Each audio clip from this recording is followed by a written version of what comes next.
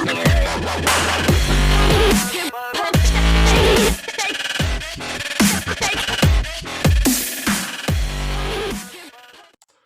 is up, boys? Back at it again with another Strats and Straps video.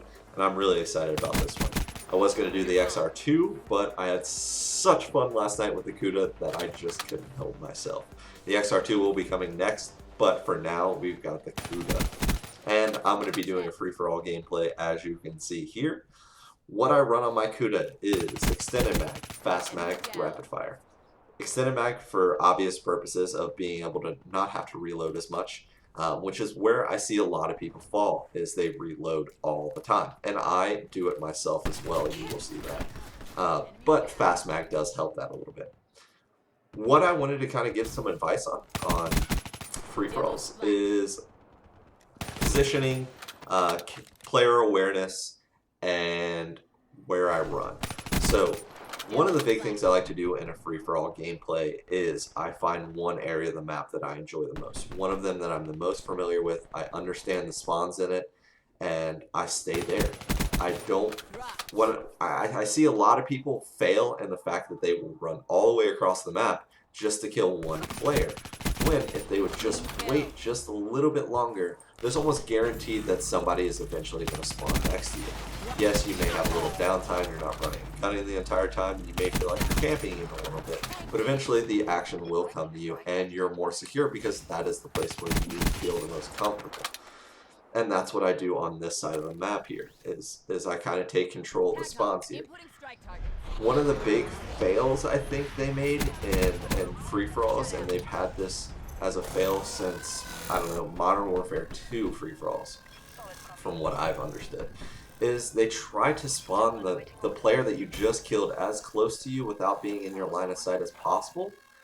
And the problem with that is that if you understand that and you kind of have a general grasp on where the spawns are located, you can just pick them off every single time because you know where they're going to be. You have an idea of where they're going to run. And most players are very predictable in how they run. They come the same ways each time, even though they know that they got killed there the last time, and that's a problem.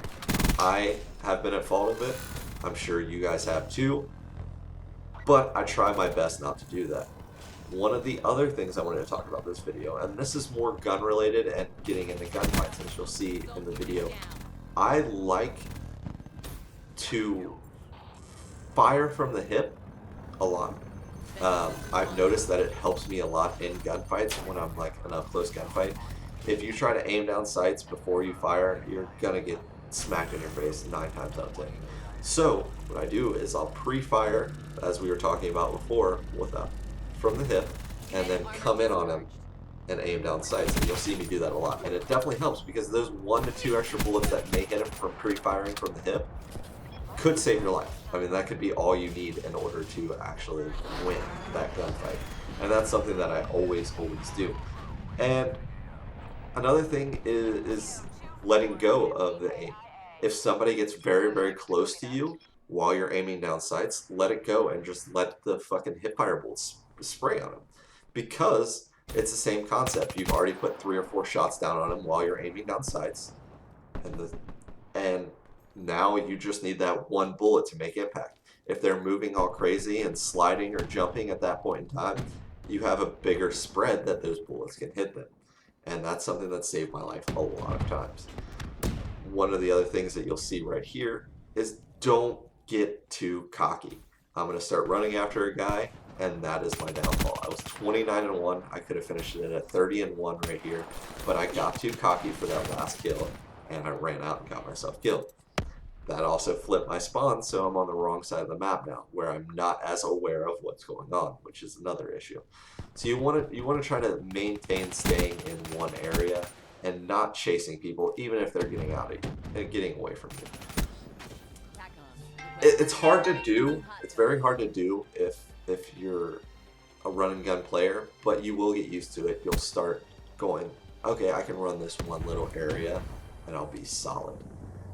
But for that is it for the KUDA, guys. If you hated this video, give it a thumbs down. But if you loved it, make sure you hit that thumbs up button. Leave a comment down below on what gun you want to see next, or if you want to see my new thing that I'm going to be doing, which is going to be I Wonder If, where I'm going to be playing with guns that I don't normally use with weird class setups, and I'm going to see if I can actually win free-for-alls with them.